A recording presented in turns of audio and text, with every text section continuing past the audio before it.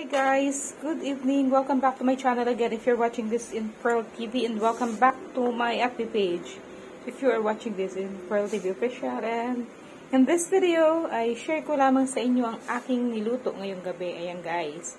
Ang aking niluto ngayong gabi ay sitaw na ginisa ko muna, tapos niligyan ko sila ng chicken and then tomato sauce. So as you can see, it's so yummy guys. Yummy, yummy. Di ba? Sarap. Ito yung ulam namin ngayong gabi. Ni Ate Shasha. Yan. Napakasarap, guys. Yung chicken, ang bili ko lang ng chicken, worth 50 pesos yung chicken.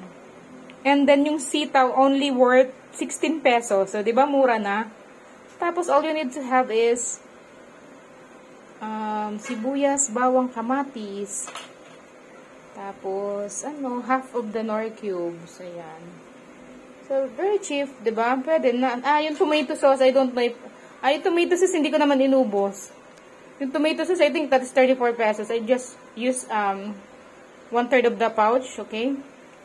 So, ayun. Kung gusto nyo mapanood yung full video, guys, na may cooking tutorial ako sa YouTube. Kay Pearl TV. Okay? So, kainan na, guys. Bye and thanks for watching. God bless. Yummy, yummy. It's like apritada.